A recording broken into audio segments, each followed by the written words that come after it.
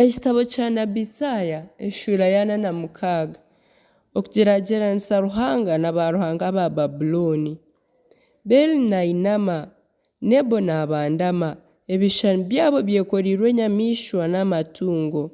Ebintu ebimwekorera bihindukire emitwaro erikwekorezibwa enyamishwa ezihuriire. Nibinama nibabandamira hamwe, tebari kubasa kweyaho egyo mitwaro kureka nayo yatwarwa omu bukwatwa. Iwe nju ya Yakobo we ntego kutu nimwe ab'enju ya Isirayiri abahonokireho abuntura mpekire okwiha omwaro gw'omunda mukazarwa mukahika n'omu bugurusi nkibawe kandi muryarugaho mumere enju nkibahekire. Ninye nahangire kandi ninye ndiheeka, ndyaheeka kandi njune.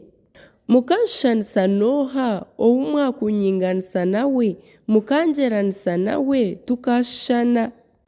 Abafukunkumura ezaabu omu nshaho bakapima efeeza aha minzaani bagurira omuheesi w'ezaabu aziheshamu Ruhanga, batyo bajumara omu maisho g'ekyo kishishani bakiramya. Bakita aha mabega bakiheeka, bakita omu mwanya gwakyo kyemereramu, tikibasa kugurugamu. Omuntu kwakitakira tikimugarukamu n'obu kwakuba okumujuna omu kabi.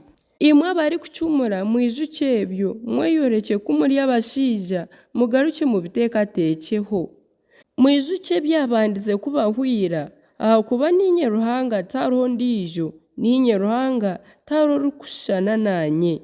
Okwiha aha kutandika nkaranga eby'emperu, niha omu biro by'ira nindanga ebitakabiireho. Ningira nti enaama yangye eryahama mpikirize ebi naamaririire kukora byona. Ndyayeta empungu erugye oburugwa-izooba, omushaija oine enaama zangye arugye omu nsi ya hare. Nkakigamba kandi ndyakihikiriza, nkakimaririra kandi ndyakikora. Mumpurire imwe abaine emitima egangiire abari hare n'okwihikirira. Reeba niriza haihi okwihikirira kwangye tikuri hare munonga n'okujuna kwangye tikurituurayo. Ndyakuta omuri Sayuuni ahabwa Isirayiri ekitiinisa kyangye.